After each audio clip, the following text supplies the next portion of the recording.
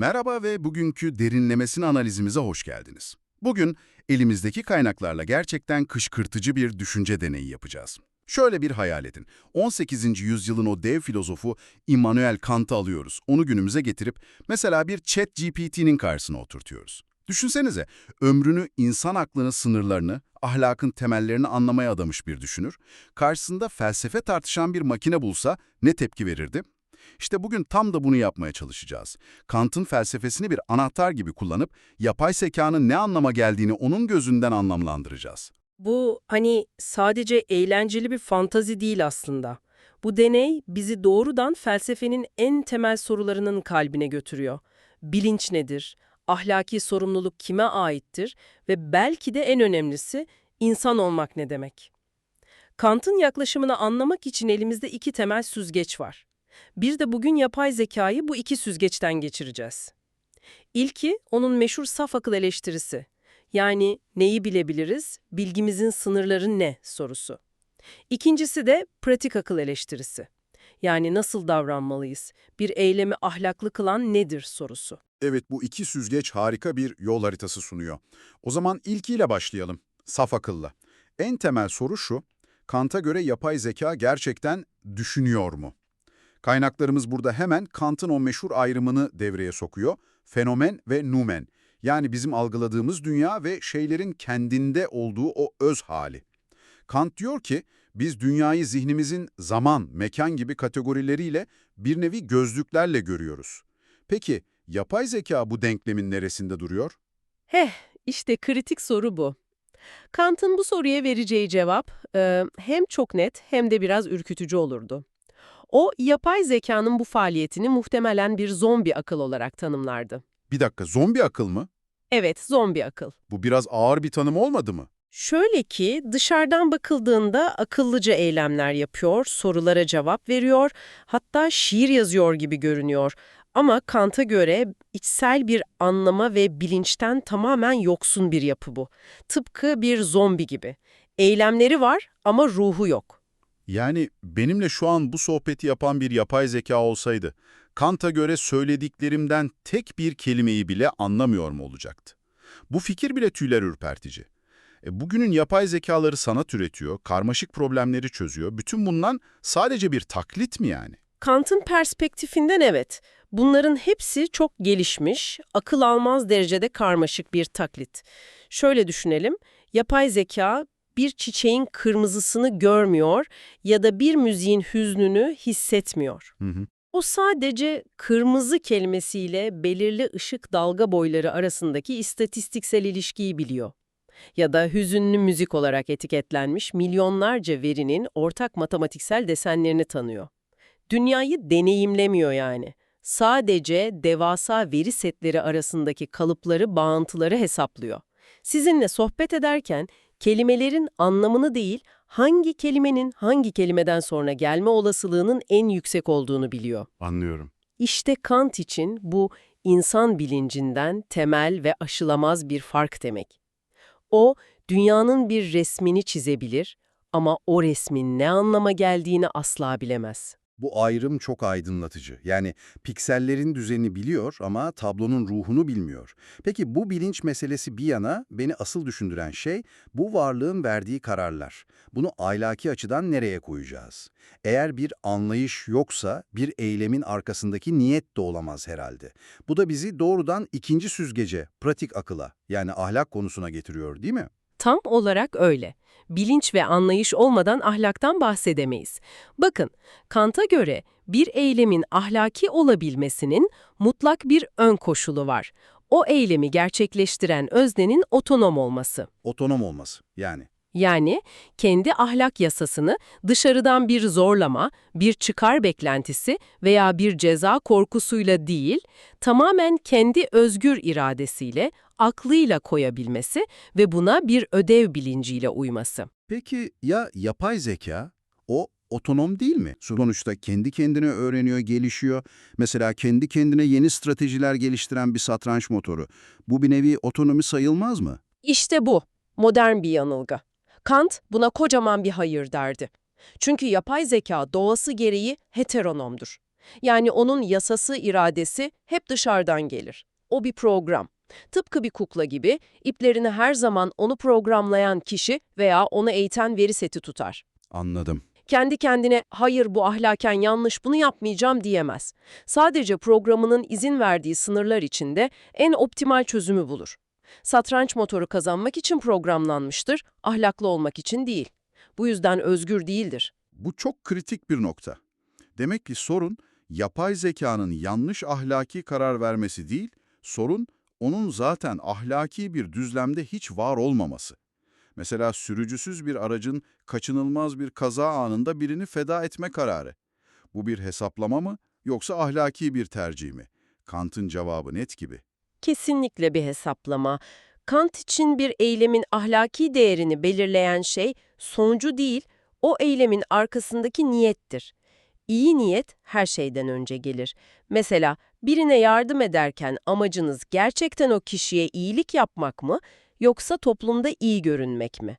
Kant'a göre ilk durumda eyleminiz ahlaklıdır, ikincisinde değil. Evet. Yapay zekanın ise bir niyeti yoktur.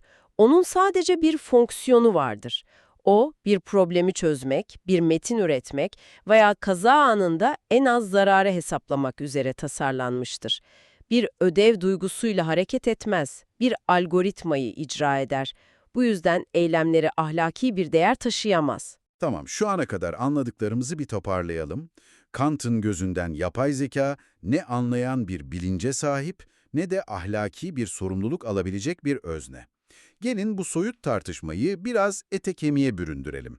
Kaynaklarımızda çok keyifli bir senaryo var, o anı zihnimizde bir canlandıralım. Immanuel Kant'ı hayal edelim. 18. yüzyıldaki o sisli odasında, Königsberg'de, bir laptopun karşısına oturmuş, peruklu, hafif kambur duruşlu ama gözleri her zamanki gibi zekayla parlıyor. Merakla bekliyorum o anı. Kant'ın teknolojiyle imtihanı. Kant, ekrana doğru eğiliyor ve o meşhur ahlak felsefesinin temel taşı olan kategorik imperatifini soruyor. Diyor ki, söyle bana makine, öyle bir ilkeye göre hareket et ki, bu ilkenin aynı zamanda evrensel bir yasa olmasını isteyebilesin dediğimde ne anlıyorsun? Ve yapay zeka saniyeler içinde cevap veriyor. Bu kategorik imperatiftir efendim. Veri tabanımda bu ilkeye dair milyonlarca felsefi yorum, makale ve analiz bulunmaktadır. Bu ilkeyi etik karar alma süreçlerinde tutarlılığı test eden bir algoritma olarak modelleyebilirim. İşte burası.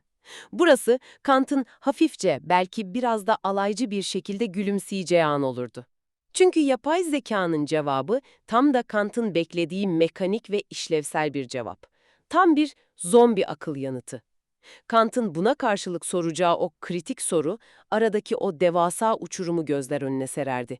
Şunu sorardı: modelleyebilirsin, evet, ama bunu hissedebilir misin? Evet. Sen bir eylemi bunun doğru olduğuna dair içsel bir ödev duygusuyla mı yapıyorsun, yoksa sadece olasılık hesapların mı seni o kelimeleri seçmeye zorluyor?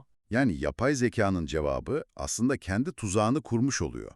Modelleyebilirim demesi bile Kant'ın aradığı o hissetme yeteneğinden ne kadar uzak olduğunu kanıtlıyor. Ve yapay zekanın dürüst cevabı da belli olurdu herhalde. Bir bilincim veya özgür iradem yok. Ben sadece girdileri eğitim setindeki parametrelere göre işleyerek çıktılar üretiyorum. İşte bu noktada Kant ayağa kalkar, belki pencereden dışarı bakar ve nihai kararını verirdi. Derdi ki, o halde sen benim felsefemin temelini oluşturan o yapıların tamamen dışındasın. Sen zamanı ve uzayı benim gibi duyumsamıyorsun. Sen sadece sayıları işliyorsun. İnsanlık için harika bir araç olabilirsin. Tıpkı bir çekiç, bir matbaa makinesi gibi. Ama asla kendi içinde bir amaç olamazsın. Ve en can alıcı cümlesi de muhtemelen şu olurdu: seni bir insan yerine koymak, insanlık onuruna yapılabilecek en büyük hata olur. Neden? Neden en büyük hata bu olurdu? Çünkü Kant'a göre her insan, başka bir hedefe ulaşmak için kullanılacak bir araç değil, kendi içinde bir amaçtır ve onura sahiptir. Bu onur da onun akıl ve özgür irade sahibi olmasından gelir. Yapay zekada ise bunlar yoktur. Bu senaryo aradaki farkı gerçekten çok çarpıcı bir şekilde ortaya koyuyor. O zaman bütün bu tartışmanın ana çıkarımlarını bir özetleyelim. Yani Kant'ın yapay zeka üzerine yazacağı muhtemel raporu sanırım şöyle olurdu. Bilinç konusunda yapay zeka bir akıl değil, anlayıştan yoksun bir mekanizmadır. Etik konusunda özgür iradesi olmadığı için ahlaki bir özne değildir, sorumlu tutulamaz. Ve son olarak yaratıcılık. Ürettikleri sadece geçmiş verilerin yeni bir kombinasyonu. Deha ürünü özgün bir yaratıcılık değil. Kesinlikle. Kant için bu tablo çok net ama onun asıl endişesi inanın yapay zekanın kendisi olmazdı. Kant'ın en büyük endişesi bilim kurgu filmlerindeki gibi makinaların bilinçlenip dünyayı ele geçirmesi değil. Çok daha sinsi ve gerçek bir tehlike var onun için. Nedir o? İnsanların en temel sorumlulukları olan kendi akıllarını kullanma sorumluluğunu rahatlık uğruna bir algoritmaya devretmesi. Burada Kant'ın başka bir ünlü kavramı, ergin olmama durumu devreye giriyor sanırım. Bu, insanın kendi aklını başkasının rehberliği olmadan kullanamaması durumu değil mi? Tam olarak o. Kant, aydınlanmayı insanın kendi suçuyla düşmüş olduğu bu ergin olmama durumundan kurtulması olarak tanımlar. Yani kendi aklını kullanma cesaretini gösterememek. Kant'ın zamanında bu rehberler kimdi? Kilise, monarşi gibi otoritelerdi. İnsanlar neye inanacaklarını onlara sorarlardı. Yani Kant'ın zamanındaki kilise veya kral neyse, bugünün size özel öneriler sunan algoritması da o mu oluyor? Hangi filmi izleyeceğimiz, hangi haberi okuyacağımız, hatta kiminle arkadaş olacağımız konusunda bize yol gösteren algoritmalar. Çok çarpıcı bir benzetme bu. Maalesef öyle. Kant bu durumu insanın düşünsel bir tembelliğe kapılması, sorumluluktan kaçması olarak görürdü. Neden düşüneyim ki? Benim yerime düşünen bir kitap var derdi o zamanın insanı için. Bugünün insanı da neden araştırayım ki? Benim yerime en iyi seçeneği bulan bir algoritma var diyebilir. İşte bu yüzden Kant yapay zekaya bakıp bizi 250 yıllık o meşhur sözüyle uyarırdı. Aydınlanmanın parolasıyla. Sapere aude. Bilmeye cesaret et ya da daha doğru bir çeviriyle kendi aklını kullanma cesaretini göster. Evet, günümüzdeki anlamıyla bu şu demek. Kararlarını, düşüncelerini, ahlaki yargılarını bir algoritmaya devretme. Bu yol konforlu olabilir, kolay olabilir ama bu seni ergin olmaktan, yani özgür ve sorumlu bir birey olmaktan alıkoyar. Algoritmanın önerdiği filmi izle ama neden onu önerdiğini de sorgula. Sunduğu haberi oku ama farklı kaynaklardan da teyit et. Kendi aklını kendin kullan. Gerçekten de çeyrek bin yıl öncesinden gelen bu uyarının bugün ne kadar geçerli olduğu görmek inanılmaz. O zaman bugünkü analizimizi toparlayalım. Kant'ın felsefi merceğinden baktığımızda yapay zekayı bir bilinç ya da bir ahlaki varlık olarak görmek temelden hatalı. Kant'ın perspektifi bize bu teknolojiyi çok yetenekli, devrim niteliğinde bir araç olarak görmemiz gerektiğini hatırlatıyor. Ama asla bir amaç ya da bir özne yerine koymamalıyız. Belki de asıl soru, makinenin ne olduğu değil, bizim onu nasıl kullandığımız. Ve bu noktada dinleyicimize son bir düşünce bırakmak isterim. Kant'ın bu uyarısını aklımızda tutarak şunu soralım kendimize. Yapay zekanın bize sunduğu bu inanılmaz konfor, bu kolaylık, farkında olmadan bizi o ergin olmama durumuna, yani düşünsel bir tembelliğe itiyor olabilir mi? Ne yiyeceğimizden ne düşüneceğimize kadar her konuda bize en optimal seçeneği sunan bir teknoloji karşısında kendi aklımızı kullanma cesaretini yavaş yavaş bir algoritmaya devrediyor olabilir miyiz? Bu sınır nerede çizilmeli? Ne zaman bir araç kullanmaktan çıkıp o aracın yönettiği bir nesneye dönüşürüz? Üzerine düşünmeye değer, gerçekten de kışkırtıcı sorular. Bu ve benzeri felsefi tartışmaları daha fazla keşfetmek isterseniz sizi Kitap Felsefe kanalına abone olmaya davet ediyoruz. Bir sonraki analizde görüşmek üzere.